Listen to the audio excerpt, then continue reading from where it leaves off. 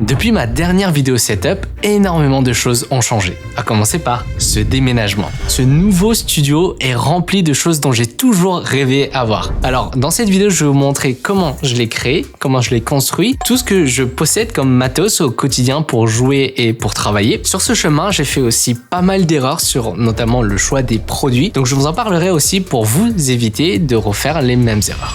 Déjà, pourquoi j'ai décidé de déménager? La raison principale, c'est tout simplement parce qu'il n'y avait pas d'aération dans le studio où j'étais précédemment. Il n'y a pas de fenêtre et donc pas d'aération. En hiver, ça allait encore, mais en été, avec l'accumulation de la chaleur dans la pièce, avec les ordinateurs, etc., c'était devenu très difficilement respirable puisque j'y restais plus de 12 heures par jour en fin 2024 et sur toute l'année 2025. C'est aussi avec le lancement de Strafe, mon entreprise de PC haut de gamme, que je me suis dit ok, c'est le moment d'investir, c'est le moment de faire une vraie déco pour déjà être dans des conditions de travail meilleures et aussi avoir des vidéos de meilleure qualité pour vous visuellement pour que ce soit plus facile à regarder. Mon studio, il fait 35 mètres carrés. Il est séparé en 4 zones. L'idée de base, c'était déjà d'avoir 3 décors différents. Sur le décor principal, j'ai décidé de prendre les panneaux en tasseau de bois qui sont devenus maintenant ultra populaires. Et ceux que j'ai trouvés viennent de Leroy Merlin. Quand je suis allé en boutique, j'ai remarqué qu'il y avait des qualités différentes et visuellement, ça ne se voit pas forcément. Là, j'ai pris des tasseaux un petit peu plus chers parce que la partie noire que vous voyez est rigide. C'est du bois aussi. Ça permet de fixer au mur via des clous, alors que les panneaux moins chers, c'est de la mousse. Vous êtes obligé d'utiliser de la colle pour fixer sur le mur. Ça me permettra aussi plus tard de fixer des petites étagères et que ça reste plutôt solide globalement. Les 2 bandeaux de LED que vous voyez, c'est simplement des bandeaux que j'ai commandés sur AliExpress. Et ce que vous voyez, c'est pas directement la LED en elle-même, mais plutôt le reflet de la LED puisque je l'ai collé sur la partie latérale du tasseau de bois. C'est pour avoir un effet plus diffus et que ça ne pique pas vos yeux quand vous regardez la vidéo.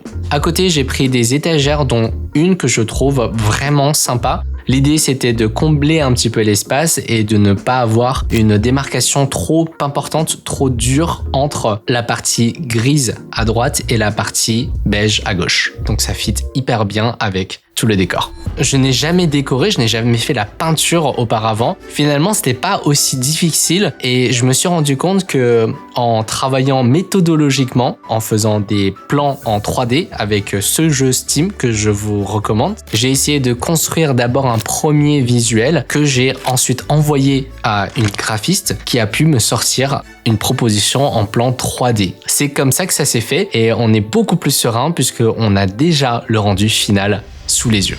Sur le setup gamer, je trouve que le mélange entre le mur peint en gris, mais dans un gris très clair et mat, avec les LED bleus, ça rend ultra bien. L'idée, c'était d'avoir un petit halo qui se mélange au gris du mur. Ça fait vraiment le côté très tech et très élégant. Alors ça ressemble à des nanoliths mais ça l'est pas, j'ai décidé de prendre ceux de Govee. D'après les reviews que j'avais vues, les Govee ne sont pas forcément moins bonnes que les nanoliths, par contre elles sont juste un petit peu plus laborieuses à installer. Une fois que vous l'avez installé, en vrai ça va, vous y touchez plus et le résultat, surtout la qualité de l'éclairage et la façon dont c'est connecté avec l'application et la façon dont on règle la luminosité, les effets de couleur, c'est hyper complet et ça ne bug pas du tout. D'ailleurs, j'ai oublié de vous le dire, mais si vous cherchez les produits dont je parle dans cette vidéo, je vais essayer de tous vous les mettre dans le lien de la description, mais il y aura peut-être certains produits que je ne vais pas retrouver. S'il y a des trucs qui vous intéressent, vous pouvez aller cliquer directement dessus. La 3e zone, c'est l'espace full black. J'ai choisi un bureau assis debout tout noir. Sur le mur, j'ai choisi des panneaux en tasseau de bois noir cette fois-ci. L'idée, c'était de faire des shootings de PC à cet endroit-là, sans avoir besoin de retoucher les photos derrière, donc de pouvoir les poster directement comme ça. Le résultat, j'en suis hyper content parce que ce côté noir, c'est quand même hyper élégant, c'est texturé et en même temps, on voit pas trop les petites imperfections. Et enfin, la 4e zone, c'est la partie bureau, où là, on va avoir encore une fois un bureau à moi, mais que plus tard, je céderai à un autre employé de mon équipe. Le jour où on aura les moyens de recruter encore une personne pour faire grandir l'équipe. Et ensuite, à droite, ça va être le bureau de Zish qui travaille sur son écran de 34 pouces connecté à un PC portable Windows. Voilà. Donc ça, c'est l'espace bureau pour pouvoir accueillir 2 personnes. Une des grosses nouveautés de mon setup en 2026, ça doit être ce sur quoi je suis assis derrière moi. C'est cette chaise Libernovo. Si vous avez déjà vu mon épisode l'année dernière sur le benchmark, le test des chaises ergonomiques, et j'en ai testé vraiment plein, même en dehors de la vidéo, après la publication, j'en ai aussi testé plein d'autres. Et ben, à l'époque, je ziotais déjà cette marque. La chaise, elle s'appelle la Libernovo Omni. Elle avait levé 10 millions sur Kickstarter, donc déjà, c'était assez impressionnant. Et maintenant, elle est enfin disponible et j'ai pu la tester depuis 2 mois. Je l'ai fait tester à beaucoup de personnes, dont quelques-unes que j'ai filmées. Le retour est unanime. Tout le monde préfère la Omni plutôt que la Herman Miller M-Body qui est dans mon studio aussi et qui coûte presque 2 fois plus cher. La marque a accepté de sponsoriser cette vidéo, mais sachez que tout ce que vous allez apprendre sur cette chaise, si les chaises ergo vous intéressent, ça vient vraiment de mon expérience, de ce que j'ai testé sans aucune demande particulière de la marque et ni de filtre de leur côté. La Omni, elle a une fonctionnalité pour étirer votre bas du dos, une partie du corps qui est normalement très difficile à travailler. Il y a un moteur intégré et une batterie qui dure 30 jours, batterie que vous pouvez recharger en USB-C de façon très simple. Et grâce à ça, on peut en plus ajuster au millimètre près la courbure du dossier. Au lieu d'avoir quelque chose qui tourne et qui est difficile d'accès, là vous avez un bouton au niveau de votre repose-poignet gauche, vous appuyez avancer pour avancer ou reculer le dossier. Et on a énormément de distance d'ajustement. Alors, il faut avouer que les fonctionnalités massantes sur les produits du quotidien, c'est assez rare que ça fonctionne très bien. Ou en tout cas, il y a toujours un petit côté maladroit. Mais pour le coup, ici, l'exécution, elle est presque parfaite parce que le principe est ultra simple. C'est juste un piston qui monte et qui descend, mais couplé à un dossier ultra flexible et qui appuie au bon endroit, à la bonne hauteur. C'est exactement l'effet de décompression que vous imaginez dans votre tête. Et je sais le nombre de fois que j'ai ressenti cette espèce de boule bizarre, boule de pression dans le bas de mon dos, juste en haut des fesses, qui est très difficile à faire partir autrement. La Omni propose 4 angles d'inclinaison jusqu'à pouvoir s'allonger. Si vous couplez ça à un repose-pied plus le massage, alors là, la sieste, elle passe sans problème tous les jours de 13h à 13h30 après le déjeuner. Alors, même si tout ça est hyper bien, mais pour moi, le plus marquant, c'est ce dossier. Le défaut de beaucoup de chaises ergonomiques, c'est que leur dossier est soit trop rigide, soit n'a pas la bonne forme exacte qui correspond au dos de tout le monde. Ce qui fait que la surface de contact n'est pas si importante que ça. Le dossier de la Libernovo, elle arrive à maintenir une surface de contact tellement importante que même dans vos mouvements, elle vous accompagne. Je pense que c'est aussi lié à la mousse que j'utilise aussi bien sur le dossier que dans l'assise. Si vous la commandez, vous remarquerez ça immédiatement. La mousse, elle a une texture très différente de ce que vous pouvez imaginer. C'est en même temps très souple et en même temps avec beaucoup d'élasticité. La mousse, on a souvent peur que ça ne tienne pas dans le temps, mais là, j'ai l'impression qu'elle a suffisamment de flexibilité pour s'adapter un peu à tout le monde et en même temps suffisamment de force pour contrer l'entassement. Après, bien sûr, c'est assez difficile de se projeter sur 10 ans, 15 ans, mais pour le moment, je suis très confiant. Une dernière chose que j'ai remarqué, c'est que sur la plupart des chaises ergonomiques, notamment cette Herman Miller M-Body qui coûte 2000 €, je vous le rappelle, le repose-bras tape contre le bureau quand on veut soit ranger la table, soit se rapprocher de l'écran. Chez Libernovo, ils ont un design qui est hyper smart. Le repose-poignet glisse tout seul et librement. Pour le repose-tête, je sais qu'il y a 2 écoles. Certaines personnes trouvent ça obligatoire, d'autres qui en ont totalement rien à faire. Moi, j'étais plutôt du côté de l'équipe qui n'avait pas forcément besoin d'un repose-tête, mais en fait, j'ai remarqué que c'était parce que la plupart des repose-têtes que j'ai testés, notamment sur les chaises gamer, n'étaient pas bien conceptionnés. Sur la Omni, si vous regardez actuellement derrière moi, j'ai pas besoin de rentrer mon menton jusqu'au cou pour vraiment profiter du repose-tête. Je suis dans une position tout à fait normale, je parle normalement, ma nuque est droite et pourtant ma tête est un petit peu supportée par le repose-tête. Ça, c'est uniquement parce qu'on a beaucoup plus de marge de manœuvre pour ajuster ce repose-tête. C'est pas notre menton ou notre tête qui va aller le chercher, mais plutôt lui qui vient à nous et on a juste à rester dans une position normale tout en étant soutenu. Ok, je pense que j'en ai assez dit de cette chaise. Normalement, je suis même pas censé vous en dire autant, mais je voulais vraiment vous en parler en détail puisque c'est quelque chose que... c'est le produit que j'aime le plus jusqu'à présent en 2026. Voilà. De maintenant jusqu'au 16 avril, il vous propose jusqu'à 35% de remise, notamment en bundle avec le repose-pied que je vous recommande absolument.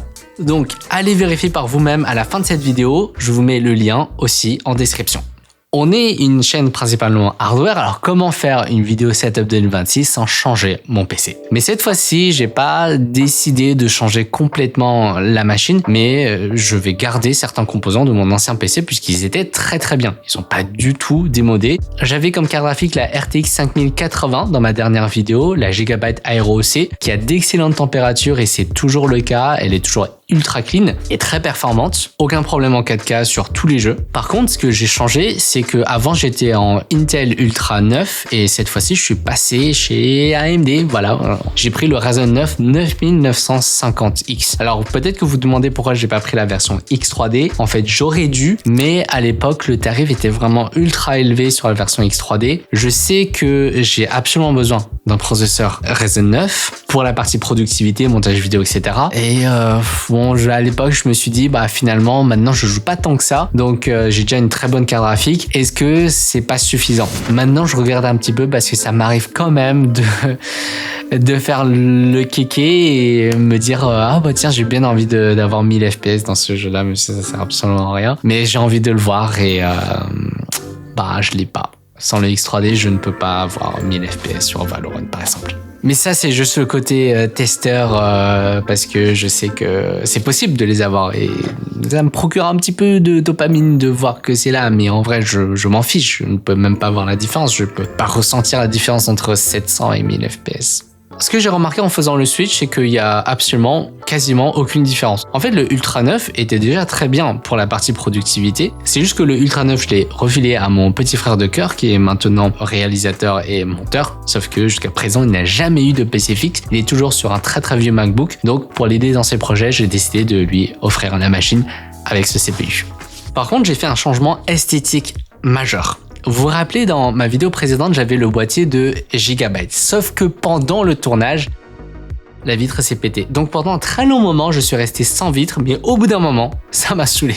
Et cette fois-ci, j'ai choisi le Cooler Master Frame 400. Ceux qui me connaissent déjà depuis longtemps, vous savez que je suis ultra fan de tout ce qui est gris, métal. Ce matériau, il m'attire. Je ne sais pas si c'est votre cas aussi, mais ce matériau, ça me rend fou. Et ça m'a tout de suite donné envie de l'avoir. Les Master Frame, il y en a en plusieurs tailles différentes. Mais moi, c'était vraiment le côté compact que je visais. Quand j'ai commencé à l'assembler, un truc qui m'a vraiment étonné, c'était l'aluminium. La quantité d'aluminium qu'il y avait dans ce boîtier, c'est juste fabuleux, c'est impressionnant. Tout est en aluminium. J'ai rarement vu un boîtier aussi dense, aussi bien construit. C'est vraiment hyper haut de gamme, hyper premium, alors que le prix ne nous donne pas forcément l'impression d'avoir un produit d'aussi bonne qualité. J'ai jamais vu d'aimant aussi énorme pour les panneaux et les 4 panneaux, ils sont aimantés. Il n'y a pas une seule vis, ça tient ultra bien, justement grâce à ces aimants-là. À l'intérieur, il y a beaucoup d'espace, donc je peux mettre une très grosse carte graphique, je peux mettre un water cooling de 360 mm, mais l'empiètement est quand même assez important. L'avantage, c'est que ça va pas me donner l'impression d'avoir un énorme truc sur mon bureau. Ça, c'est cool. Mais en termes de largeur, c'est la même chose qu'un boîtier de taille moyenne. L'assemblage s'est plutôt bien passé, même si je trouve que ça requiert quand même un bon niveau en assemblage PC pour le faire. Vous allez vous y retrouver, mais au début, on perd un petit peu ses repères. Parce que l'idée de Cooler Master avec ce boîtier, c'était de faire quelque chose de très DIY, do it yourself, avec différentes façons d'assembler son PC, que ce soit en format tour, en vertical, en horizontal, retourner la carte mère pour avoir le PC à gauche et donc la vitre du côté droit, etc., etc. Ça, c'est cool, mais c'est un peu déroutant. J'ai remarqué d'autres défauts, comme les alimentations ATX. J'ai utilisé une alimentation de taille normale, mais c'est un petit peu trop gros puisqu'il y a des choses qui sont mal conçues par rapport à cette taille d'alimentation. Par exemple, il y a ce ventilateur qui ne passait pas, donc j'étais obligé de décaler, mais je me suis rendu compte que moi j'utilise des ventilateurs de 120 mm. Le boîtier, lui, il est prêt à accepter du 140, donc à ce moment-là, si j'avais du 140 et que je n'avais pas la place pour décaler, ça va juste bloquer. Comme j'ai changé de processeur, j'ai aussi utilisé une nouvelle carte mère. Les B850M, donc micro ATX, format plus compact, on n'a pas beaucoup de choix et les choix qui existent sur le marché sont vraiment plutôt nuls. Après de longues recherches, j'ai trouvé la B850M Mortar Wi-Fi de MSI.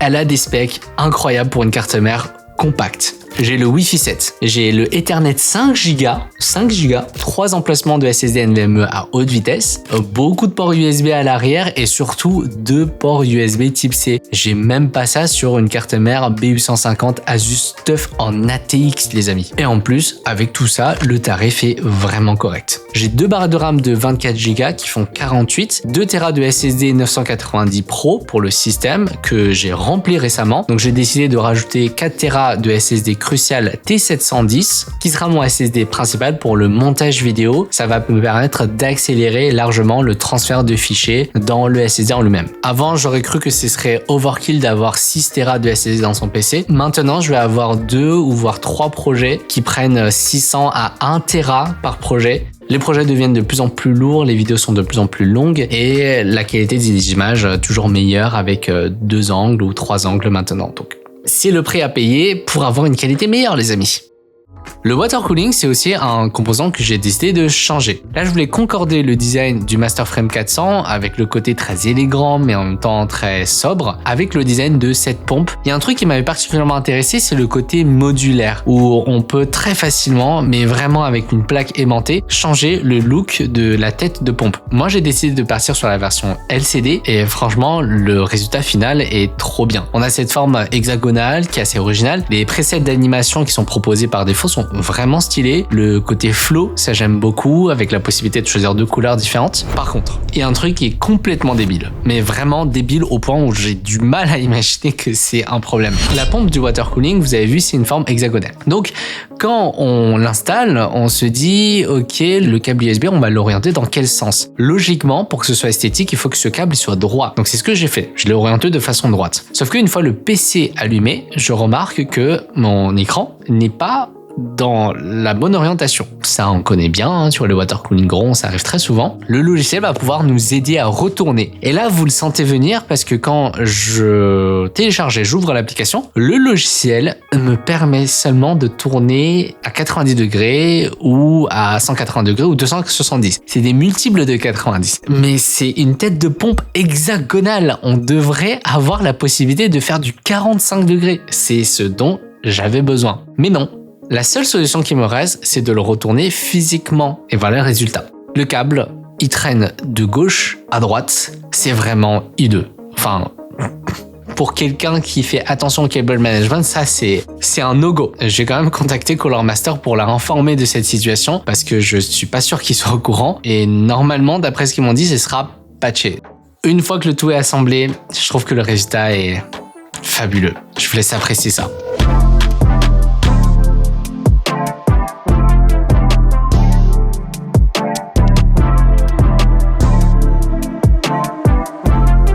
Jusqu'à présent, je vous ai pas parlé d'un produit qui est extrêmement important dans mon setup.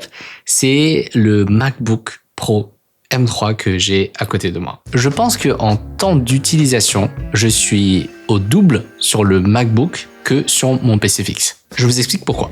Mon PC fixe, soit il va être au studio, soit il va être chez moi. Je le déplace assez souvent. Du coup, je ne peux pas totalement compter sur mon PC fixe. C'est surtout quand j'ai des gros projets vidéo où je vais être obligé d'utiliser une machine plus puissante qui a plus de stockage que je l'utilise. Et aussi pour jouer. Mais mon MacBook, il est ultra efficace entre l'autonomie, la qualité de l'écran, la résolution de l'écran, la transportabilité, le design. Toutes ces qualités font que les MacBooks, ça reste quand même quelque chose d'incontournable quand on est créateur de contenu et quand on a besoin de puissance, de tous ces trucs confondus ensemble. Maintenant, je vous avoue que je ne suis toujours pas habitué à macOS depuis maintenant 2 ou 3 ans que j'utilise. J'ai très envie de prendre un Windows 11 et de le balancer dans le MacBook. Peut-être qu'actuellement, il y a des gens qui hallucinent totalement à entendre ce que je dis, mais je suis habitué à Windows. Donc, il y a des trucs sur macOS que je ne comprends pas et qui me rendent aussi un petit peu fou, comme l'inverse peut être possible. Donc, je fais quand même attention aux PC portables Windows qui existent. Maintenant, du côté d'Intel et de AMD aussi, ils font de très très bonnes choses. On arrive vraiment à s'approcher de MacBook sur la partie autonomie et puissance, mais ça manque encore un petit peu, je trouve, au niveau de la construction, au niveau du pavé tactile, au niveau des boutons, de la qualité des écrans, etc. Enfin, c'est difficile de trouver une solution qui coche toutes les cases pour le moment. Mais je suis confiant qu'un concurrent très très sérieux au MacBook va bientôt arriver avec une puce de Intel. Ça, c'est l'écran OLED que j'utilise depuis maintenant 1 an et demi. Techniquement, il ne devrait pas faire partie de cette vidéo, mais ça reste quelque chose d'impressionnant et tous les jours, je kiffe encore l'utiliser tellement les couleurs, le rendu, tellement tout est beau dessus. Pour les caractéristiques, c'est du 32 pouces en 4K, 240 Hz. C'est énorme. Et après 1 an et demi d'utilisation, je pense que c'est aussi l'occasion pour nous de vérifier un truc, comme c'est une dalle OLED. Vous l'avez deviné, les brûlures d'écran. Je vous cache pas que j'ai été un très mauvais élève avec cet écran. Pourquoi ? Parce que j'ai passé plus de temps à travailler avec cet écran plutôt que jouer. Et un écran LED, surtout avec ses caractéristiques, c'est pas vraiment fait pour travailler. Lui, il veut plus que vous lui mettez des jeux, vous lui mettez des images qui ne sont pas statiques, des images qui sont dynamiques pour éviter ces situations de brûlure. Un truc que je fais qui n'est pas du tout recommandé, c'est que quand j'écris une vidéo, je vais passer toute une après-midi sur la page Google Doc, sur fond blanc, image statique. Ou même, ça va m'arriver de m'absenter pendant 1 heure et je n'active jamais la veille automatique. Et pourtant, malgré que j'ai vraiment cherché les signes, les traces de brûlure d'écran, rien du tout. Et j'étais vraiment étonné. Ça veut dire que les technologies de l'écran pour se protéger contre la brûlure fonctionnent très bien.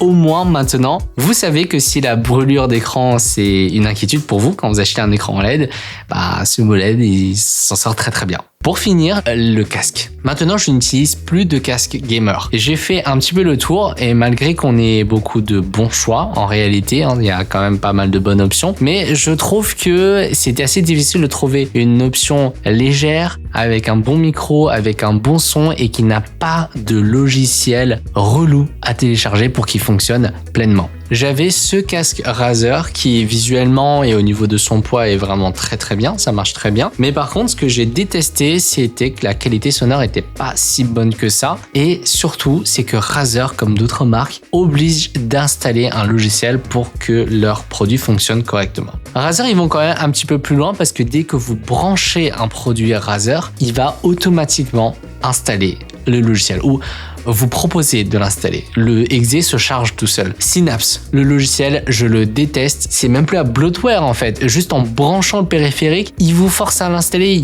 C'est quelque chose que je ne comprends plus. Je suis vraiment pas d'accord avec ça. On n'a pas besoin d'avoir un logiciel pour que un casque fonctionne. Et sans l'avoir installé, la qualité audio est vraiment mauvaise. Donc à ce niveau-là, très mauvaise expérience. Ma solution, c'est de passer du côté des casques audiophiles et je remarquais ce Sennheiser HD 490. C'est un casque ouvert qui est ultra léger.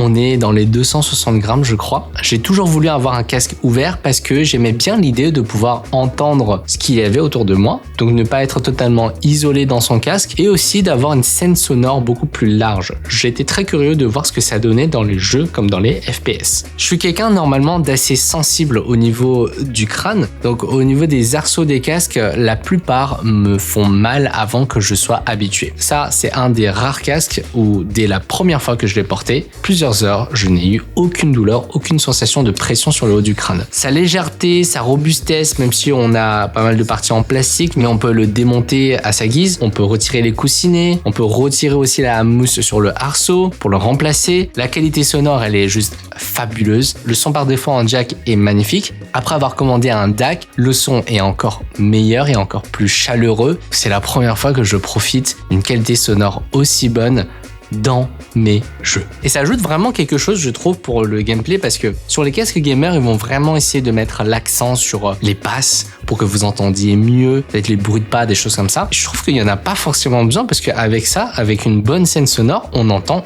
aussi très très bien. Sauf que là, le son, il va être plus équilibré, il va être plus agréable sur de longues sessions. Ça ne fatigue pas. Le petit défaut sur un casque audiophile, c'est qu'on n'a pas de micro intégré. Et là, donc, il va falloir vous équiper d'un micro à côté. Mais tant mieux, puisque comme ça, vous avez quand même une meilleure qualité pour vos potes sur Discord.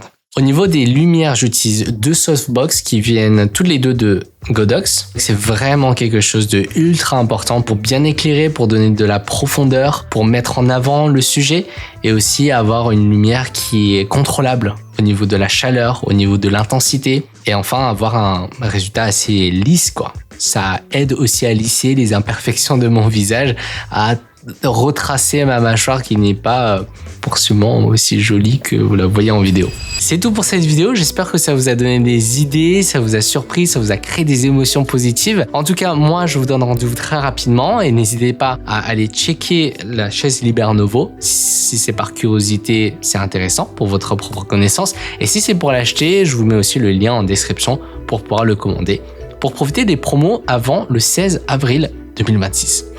Merci encore et à la prochaine.